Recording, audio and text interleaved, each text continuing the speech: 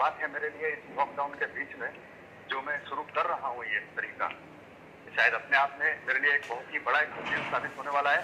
और इसके लिए आज जिससे मैं बात करने वाला हूँ, वो ऐसे वॉलेंटियर हैं, वो ऐसे कोरोना वॉरियर्स हैं कि पिछले 4 साल से, ये समस्याएं तो अभी 2 महीने में आई हैं, पिछले 4 साल से अपने माता तुल्य बुजुर्गों की सेवा के लिए अपना हर संभव प्रयास करने वाले ये कौशाम्बी का युवक, मूल रूप से बलिया के रहने वाले, अपने परिवार से पिछले 4 सालों से ये दूर है। बलिया, जी हाँ, वही बलिया है जहाँ से प्रधानमंत्री स्वर्गीय चंद्रशेखर जी आए थे, यूपी के लाडले, जो सीधा प्रधानमंत्री की कुर्सी पर बैठे। तो अपने आप में वो प्रेरणा का एक स्रोत है कि बलिया से आना और कौशाम्बी को अपनी कर्म भूमि के रूप में अपनाना। आलोक जी, आपका बहुत बहुत स्वागत है अभिवाद जनतंत्र पे। आलोक जी, आप मुझे सुन पा रहे हैं? हाँ बिल्कुल। आलोक जी, आपका बहुत बहुत स्वागत है अभिवाद जनतंत्र पे। आपके लिए इस तरह से हमें इंटरव्यू करने का, मैं आ नहीं पाया आपके पास, और आपके जो काम है वो मुझे रोक नहीं पाया आपका इंटरव्यू लेने से। मैं चाहता हूं कि पूरा देश जाने, पूरा कौशाम्बी जाने, बलिया जाने, वो हर वर्ग जाने कि माता तुल्य अभिभावकों का क्या महत्व है हमारे जीवन में, इन बुजुर्गों को कैसे पाला जा सकता है।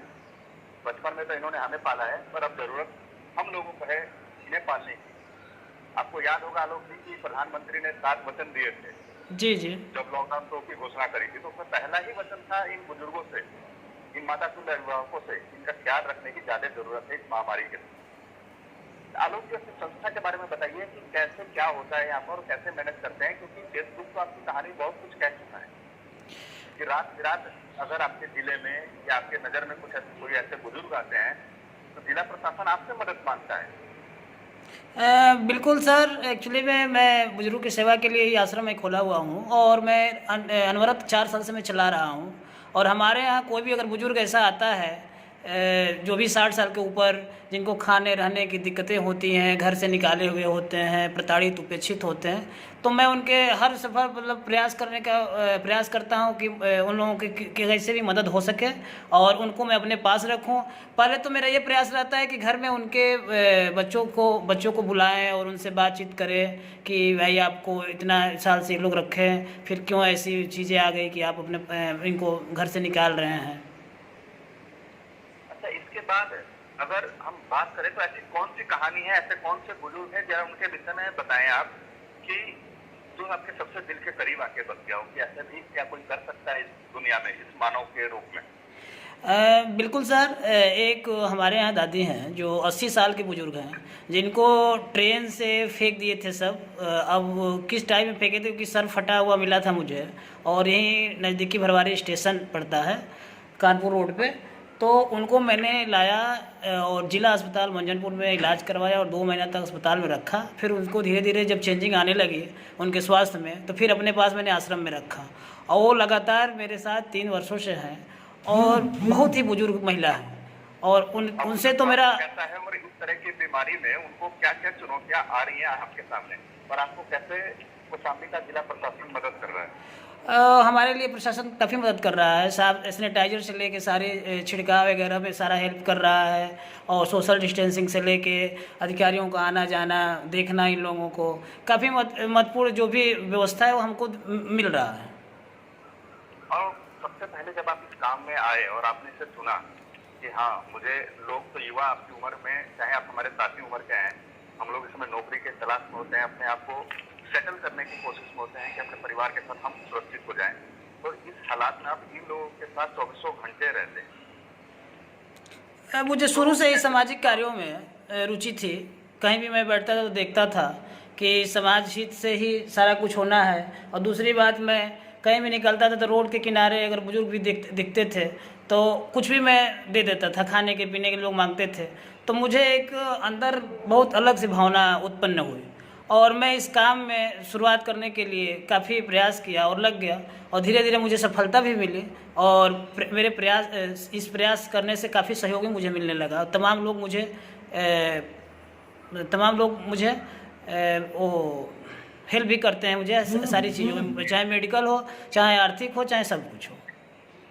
अच्छा, कुछ ऐसे अधिकारियों के बारे में आप बताना चाहेंगे कि जिन अधिकारियों ने आपके लिए इसमें बहुत ज्यादा मदद करी, और जैसे जिले के हो या फिर प्रदेश के हों या राष्ट्रीय स्तर के नेता हों, कि जिनकी तरफ से कुछ अविश्वसनीय सहयोग रहा, जिसकी आप अपेक्षा भी नहीं कर सकते इस समय का, जैसा हम सुनते हैं अधिकांश के अधिकारी, क्या ऐसा भी हो सकता है? बिल्कुल, यहाँ पे जिलाधिकारी महोदय कौशाम्बी मनीष कुमार वर्मा जी महोदय ने काफ़ी हमको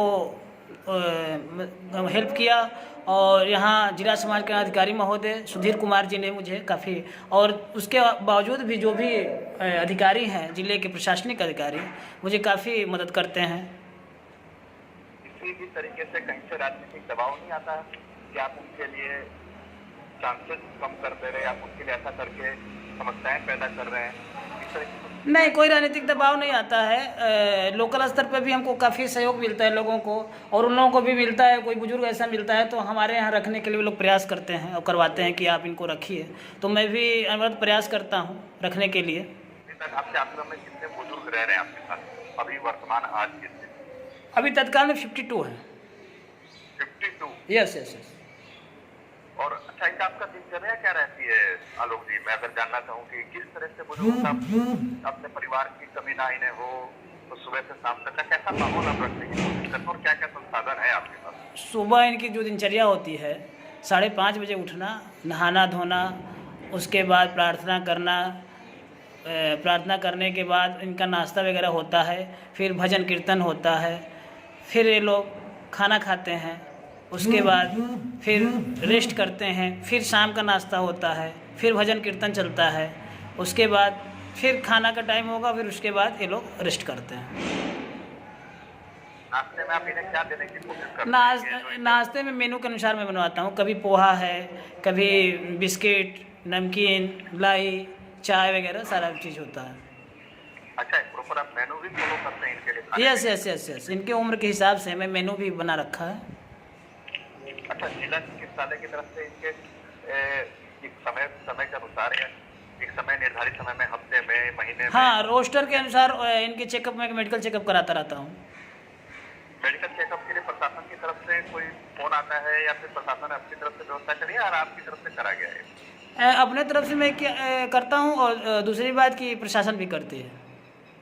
अच्छा, आजकल जैसे कोरोना का माहौल चल रहा है, और कोरोना में सबसे अधिक खतरा हमारे माता तुल्य इन अभिभावकों को ही है, दादाजी को है, दादी हैं इसमें कई, तो कैसे इस समय के आस पड़ोस के जो मकान है वो डरे हुए रहते हैं लोग, या आस पड़ोस का भी सहयोग रहता है, या जिला चिकित्सालय की तरफ तक कितनी बार यहाँ पे विजिट करा जा सकता है मेडिकल चेक? यहाँ पर इतने बीचों में 5 बार विजिट हो चुका है, और कोरोना का टेस्ट भी हो चुका है। कोरोना का टेस्ट भी हो चुका है? जी जी जी। और मैं अनवरत साफ सफाई से लेके सारी व्यवस्थाएं मैं डेली में करवाता रहता हूं, जिससे कि लोग सुरक्षित रहें, और मास्क से लेके सारी व्यवस्थाएं मैं, और सोशल डिस्टेंसिंग का पूरा ख्याल में रखता हूं। और ऐसी कोई बात आप अगर बताना चाहें जो रह गया हो, या मैं जो नहीं पूछ पा रहा हूँ, वो कहानी जो छोटी सी रह गई हो, आपके माता पिता अभिभावकों का नहीं आता फोन आपके लिए कि कब तुम घर आओगे, 4 साल होने वाले हैं? आता तो है, मन तो कर दे, लेकिन इतना लगाव हो गया इन लोगों के बीच में मुझे रहते रहते कि मुझे छोड़ने का मन ही नहीं करता है। तमाम चीज़ें आती रहती है घर में, लेकिन मैं जाता नहीं हूँ, मैं सब फ़ोन से ही मैनेज करता रहता हूँ। अच्छा, मान लेते हैं कि चलिए आपने मना कर दिया, तो क्या अभिभावक आपके पास आते हैं रहने के लिए अपने बेटे से मिलने, बलिया से कौशाम्बी? अब वे लोग भी फ़ोन से बात करते हैं ज़्यादा आने पर फिर मेरा भी मुँह माया लगने लगेगा। अच्छा, आलोक जी, जैसा मैंने आपसे पूछा कि आपको कभी परिवार की याद नहीं आती, आप परिवार के सामाजिक समारोह में आप शामिल नहीं हो पाते, तो आपने बताया कि यही मेरा परिवार है और इनको छोड़ के जाऊंगा तो इनको कौन देखभाल करेगा। तो मैं आपसे जानना चाहता हूँ, क्या इन परिस्थितियों में कभी कभार आपके माता पिता, आपके भाई बहन, जो भी आपके परिवार में है, क्या वो आपसे मिलने के लिए आपके पास आ जाते हैं कभी? नहीं, वो आते हैं और मिल के चले जाते हैं, बाकी मैं फ़ोन से ही बात करता रहता हूँ उन लोगों से। अच्छा, जब आते हैं तो उनका कैसा अनुभव होता है? जब माता जी आपसे कहती है क्या कि घर परिवार छोड़ के आई, इनके बीच में क्या लगे हुए हो, या आपके पिताजी का मतलब क्या अनुभव रहता है आपसे, वो क्या अलग कहते हैं? नहीं, वे लोग भी बहुत खुश होते हैं कि ऐसे बुजुर्गों का आप सेवा कर रहे हैं। ऐसा मैंने संतान पैदा किया कि आप ऐसे बुजुर्गों की सेवा कर रहे हैं, और आप घर परिवार को भी, भले घर परिवार से आप दूर हैं, लेकिन फिर भी आप ये सब चीज़ों में अनवरत लगे रहें, यही आशीर्वाद वे लोग देते हैं। अब जी जैसा कि मेरी भी शादी थी और इस कोरोना महामारी के चलते मुझे स्थगित करनी पड़ी, और हम अपने माता और पिता तो बुजुर्गों की सेवा में लगे हुए हैं, और इसके बावजूद भी तमाम लोगों को मैं खाद्यान्न से लेके मास्क, सैनिटाइज़र इस कोरोना महामारी में वितरित कर रहा हूँ, घूम घूम के लोगों को सहायता कर रहा हूँ। और मुझे यह सीख हमारे देश के तमाम राजनेता, प्रशासन, मीडिया बंधु से सीख मिल रही है और मैं इस देश के लिए मैं कड़ी चुनौती से लड़ने को तैयार हूँ। अच्छा, कुछ ऐसी चुनौती कभी कभी मन चिड़चिड़ा नहीं हो जाता? बिल्कुल होता है, लेकिन उसको मैं बहुत पोलाइटली से, अभी कभी कभी ऐसे भी बुजुर्ग होते हैं जो कि एकदम चिड़चिड़ापन है, एकदम जो बिस्तर पे हैं और चिल्ला रहे हैं। अब उनको जाके समझाइए, उनको मैनेज करिए, तमाम रहता है। जैसे अभी हमारी बंगाल की जो दादी है, डेली आए दिन। बिल्कुल, आपने मेरे मुंह की बात छीन ली। मैं भी आपसे यही पूछने वाला था। अभी 2-3 वीडियो मैंने आपकी देखी है फेसबुक पे। जब मैंने आपके 2-3 वीडियो देखा फेसबुक पे, तो बंगाल की दादी की अलग ही कहानी थी। जी जरा उनके विषय में बताइए थोड़ा सा। बिल्कुल, बंगाल की दादी की मैं बता रहा हूँ, उनका नाम रेखा बनर्जी है और सबसे बुजुर्ग हमारी दादी है, वही हमारे आश्रम में। और वही है जो रेलवे स्टेशन से मिली थी आपको? जी बिल्कुल बिल्कुल। और बहुत ही देखिए वो हैं तो मतलब काफ़ी जानकार भी हैं, लेकिन क्या होता है कि धीरे धीरे याददाश्त कमज़ोर हो जाता है और उनका पीछे का सर फट गया था ट्रेन से जब लोग फेंक दिए थे। वो बता रही थी, घटना भी मुझे बताई है, उसका भी वीडियो मैं कभी आपको मैं दूंगा, बनाया हूँ। तो चिड़चिड़ापन तो उसके अंदर बहुत रहता है। उसको अगर कोई भी चीज़, अगर 12 बजे रात को भी अगर उसका मन कर गया कि ये चीज़ चाहिए, तो उसको अगर आप नहीं लाएंगे तो बहुत ही मतलब तमाम बातें अब अपने भाषा में, बंगाल भाषा में गाली वगैरह सारा कुछ वो करती रहती है। लेकिन मैं उसको हंस के टाल देता हूँ, समझाता हूँ, हो जाता हूँ, फिर वो मान जाती है, फिर वैसे ही रहती है। एक चीज़ और, जब आपने इसकी शुरुआत करी, जब ये बंगाली दीदी आई, तो इनके साथ के और भी लोग होंगे, तो एक सबके बीच में सामंजस्य बैठाना, क्योंकि सभी अलग अलग प्रांत के लोग हैं। बिल्कुल बिल्कुल बिल्कुल। भाषा अलग है, बोली अलग है, खान पान के तरीके अलग होंगे, पसंद अलग अब होंगे। सबको मैं समझाया बुझाया, इन लोगों को बताया, फिर धीरे धीरे उसको भी हिंदी आने लगी, अपना मैनेज हो गया, रहने लगी। अच्छा, ऐसी आर्थिक मदद किसी ने अब तक जो करी हो, अकेले परिकल्पना से परे हो, या कोई इस तरह से सामाजिक व्यक्ति या फिर गृहस्थ व्यक्ति या फिर नेता जो हमारे बीच में लोग रहते हैं, उनमें किसी ने ऐसी आर्थिक मदद करी हो आपके लिए? रहता है, कोई छोटा मोटा हो जाता है, बट मैं खुद भी अपने को मतलब अभी देखिए इस कोरोना में मैं तमाम लोगों को मैंने मदद किया, तमाम जितने मैंने ठेला से लेके जो दैनिक मजदूरी वाले हैं, गांव में जाकर मेरे पास भी फ़ोन आता रहता है, तो इस जिला में मैं ये भी काम करता रहता हूँ।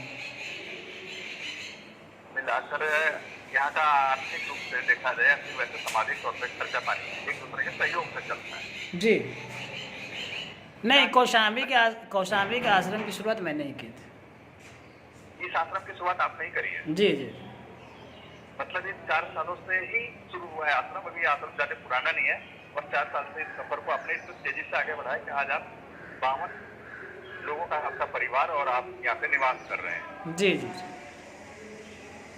आपका बहुत बहुत धन्यवाद आलोक जी। और जिस तरह की आपकी सेवा भावना है, जिस तरह से आप कोरोना वॉरियर्स के रूप में लड़ रहे हैं, ये काबिल तारीफ है। इस वक्त हम सभी लॉकडाउन में हैं, घरों में, लोग घरों में रहकर इस तरह की इरिटेटिंग सी बातें आ रही हैं। मेडिकल के डॉक्टर लगता है कि स्पेशली बता रहे हैं कि अपने आप को बिजी रखिए, पर इस माहौल में इन बुजुर्गों के साथ रहना वाकई काबिल तारीफ है। और इनके साथ एक बेटे के रूप में, एक अभिभावक के रूप में, एक गार्जियन के रूप में आप इनके साथ हैं।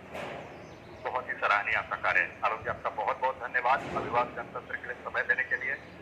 दोस्तों, ये मेरा पहला अनुभव है, मैं इस तरह से आप लोगों से बात कर रहा हूँ, इस तरह से मैं आलोक जी से बात कर रहा हूँ। हमने ये इंटरव्यू घर पे रहकर लिया है, मैंने फोन से इनसे सवाल करे हैं, इन्होंने अपने वीडियो के थ्रू उसके जवाब दिए हैं। आपको ये वीडियो पसंद आता है, आपसे खबरों को पसंद करते हैं, तो प्लीज आपसे रिक्वेस्ट है कि आप अभिभावक जनतंत्र को सब्सक्राइब करें, लाइक करें, शेयर करना ना भूलें। ये आपका अपना चैनल है, अपने सुझाव दीजिए और ऐसी कोई कहानी है उसको हम इस चैनल पे दिखा सकें आप लोगों की सहायता से। धन्यवाद आलोक जी, आपका बहुत। आपको भी सर बहुत बहुत धन्यवाद।